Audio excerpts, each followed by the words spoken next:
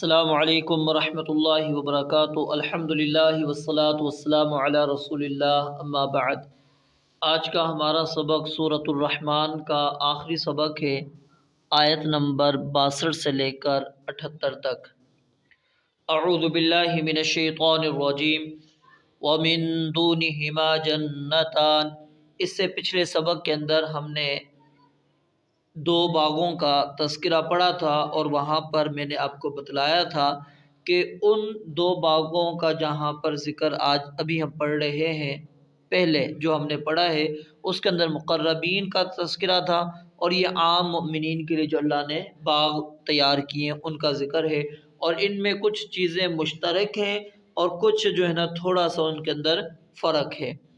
فرمایا وَمِن دُونِهِمَا، اور ان دونوں کے سوا، یعنی جو اوپر آپ نے پڑھا ان دونوں کے سوا، وَمِن دُونِهِمَا، اور ان دونوں کے سوا، جنتانی، دو باغ اور ہیں، یعنی دو باغ آپ نے پیچھے پڑھ لیے اور دو باغ اس کے علاوہ اور ہیں۔ وَمِن دُونِهِمَا، اور ان دونوں کے سوا، جنتانی، دو باغ اور ہیں۔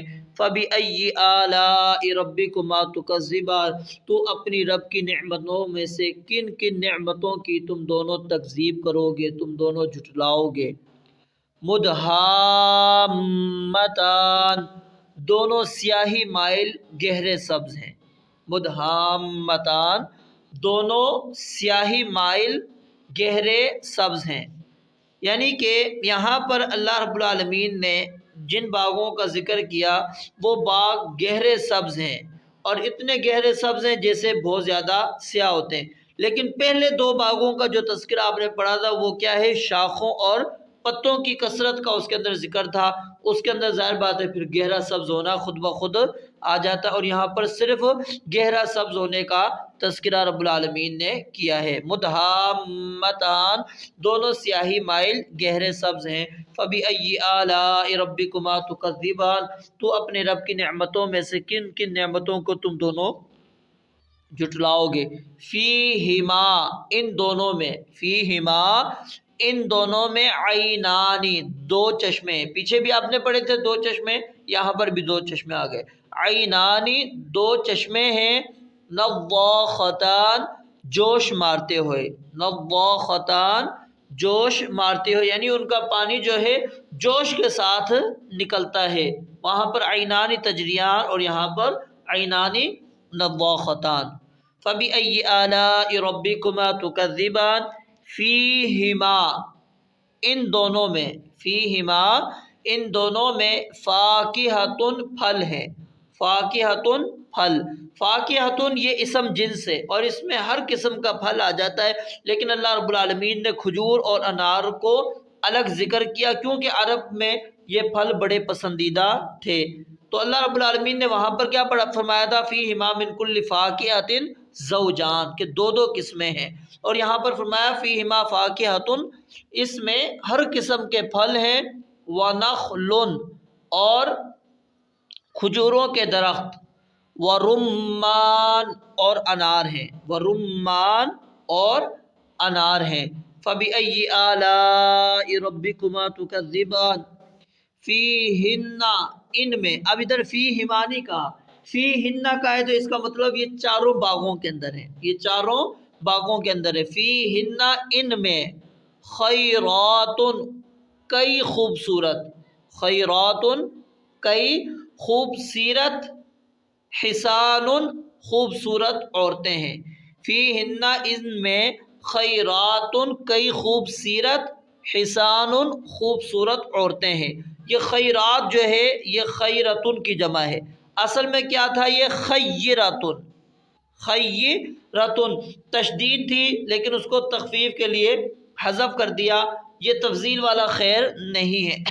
تو خیراتن معنی کیا ہے؟ خوبصورت، اور حسان، خوبصورت۔ فیہن، ان میں، خیرات، کئی خوبصورت، حسان، اور خوبصورت عورتیں ہیں۔ فَبِأَيِّ آلَاءِ رَبِّكُمَا تُكَذِّبَانِ، حور، حور، حور، حور، یہ حور جو ہے حوراء کی جمع ہے، کس کی جمع ہے؟ حورا کی. اور اس کا مادہ کیا ہے؟ حور. حور یعنی گورے رنگ کی عورتیں. گورے رنگ کی عورتیں جنہیں دیکھ کر آنکھ حیران رہ جائے اور جن کی آنکھ کی سفیدی بہت سفید اور سیاہی بہت سیاہ ہے. فرمایا حورن سفید جسم سیاہ آنکھوں والی عورتیں. حورن سفید جسم سیاہ آنکھوں والی عورتیں. مقصورات جو روکی ہوئی ہیں، جو رکی ہوئی ہیں. مقصورات جو رکی ہوئی ہیں. کہاں میں؟ کس میں؟ فی الخیام خیموں میں. فی الخیام خیموں میں. اب حورن کے اندر کیا تھا؟ ان کی صورت کا حسن بیان کیا گیا کہ وہ کس قسم کی عورتیں ہیں، کس قدر حسین ہیں، خوبصورت ہیں. اور دوسری فرمایا کہ مقصورات فی الخیام، وہ اپنے گھروں میں ٹکی ہوئی ہیں، گھروں میں رکی ہوئی ہیں. تو یہاں سے بات ثابت ہوگی عورت کی خوبی کس میں ہے؟ گھر میں رکے رہنے کے اندر ہے. باہر نکلنے میں عورت کی خوبصورتی نہیں ہے. جو عورت گھر کے اندر رہتی ہے وہ خوبصورت عورت ہے اور خوبصیرت عورت ہے. جو گھروں میں نہیں رہتی، گھر سے باہر رہتی ہے، وہ عورت جو ہے خوبصورت اور خوبصورت نہیں ہو سکتی. اس پر بھی غور کریں. فی الخیام، یہ خیام جو ہے خیمتن کی جمع ہے، جو عموماً جو ہے وہ پشم کے یا بالوں کے بنے ہوئے کپڑوں سے تیار کیا جاتا تھا. اور ظاہر بات ہے جو جتنا اعلیٰ ہوگا اس کا خیمہ پھر اتنا ہی اعلیٰ ہوگا. نبی علیہ الصلوۃ والسلام نے جنت کے اندر جو خیمے ہیں اس کے بارے میں بیان کیا ہے، اور یہ صحیح بخاری کے اندر 4879 نمبر روایت ہے کہ جنت میں ایک خولدار موتی کا خیمہ ہے جس کا عرض چوڑائی یعنی کہ 60 میل ہے. اس کے ہر کونے میں ایک گھر والے ہیں جو دوسروں کو نہیں دیکھتے اور مومن ان پر چکر لگائیں گے. فَبِأَيِّ آلَاءِ رَبِّكُمَا تُكَذِّبَانِ لم یطمثہن، یہ پہلے بھی آیت گزر چکی ہے. لم یطمثہن، نہیں ہاتھ لگایا انہیں، انسن کسی انسان نے، قبلہم ان سے پہلے، ولا جان اور نہ ہی کسی جن نے. فبأي آلاء ربكما تكذبان متکئین تکیہ لگائے ہوئے، علی رفرف ایسے قالینوں پر، علی رفرف ایسے قالینوں پر، یعنی منقش قالین جو بستر پر بچھایا جائے اس کو رفرف کہتے ہیں. یہ اسم جنس یا اسم جمع ہے اور اس کا جو مفرد ہے وہ رفرفاتن ہے. متکئین ٹیک لگائے ہوئے، تکیہ لگائے ہوئے، علی رفرف ایسے قالینوں پر، خضر جو سبز ہیں، خضر جو سبز ہیں، وعبقری اور نادر، وعبقری اور نادر. عبقری اصل میں کہتے ہیں کوئی بھی چیز جو اپنی جنس میں سب سے فائق اور نادر الوجود ہو.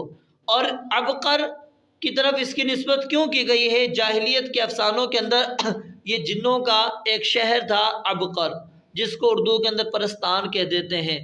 تو عرب جب بھی کوئی ایسی خوبصورت چیز کو دیکھتے تھے تو اس کی نسبت اس کی طرف کر دیا کرتے تھے. تو رف رفن وہ ٹیک لگائے ہوئے ہوں گے ایسے قالینوں پر، خضرن جو سبز ہیں، وہ عبقرین اور نادر ہیں، عبقرین جو نادر ہیں، حسان نفیس ہیں، حسان نفیس ہیں. عبقرین حسان وہ نادر اور نفیس ہیں. فَبِأَيِّ آلَاءِ رَبِّكُمَا تُكَذِّبَانِ تبارک بہت بہت برکت والا ہے، تبارک بہت برکت والا ہے، اسم ربی کا تیرے رب کا نام. جب میرے رب کا نام اتنا بڑا بابرکت والا ہے تو بتاؤ کہ وہ ذات بھی کس قدر برکت والی ہوگی. تبارک بہت برکت والا ہے، اسم ربی کا تیرے رب کا نام. ذل جلال جو بڑی شان والا، ذل جلال جو بڑی شان والا، والاکرام اور عزت والا ہے. آپ علیہ الصلوۃ والسلام نے فرمایا کہ الضوا بیا ذل جلال والاکرام، کہ یہ جو ذل جلال والاکرام ہے اس کے ساتھ تم چمٹ جاؤ، اس کو لازم پکڑ لو. یعنی کیا مقصد؟ کہ آپ اللہ رب العالمین سے ان الفاظ کے ساتھ کثرت سے اللہ سے دعائیں کرو. یہ اللہ کا ایسا بابرکت نام ہے کہ اس کو کثرت کے ساتھ پڑھنے کی رسول مکرم صلی اللہ علیہ وآلہ وسلم نے تاکید کی ہے۔ اللہ رب العالمین سے دعا ہے رب العالمین سمجھنے اور عمل کرنے کی توفیق عطا فرمائے۔ وآخر دعوانا ان الحمد للہ رب العالمین۔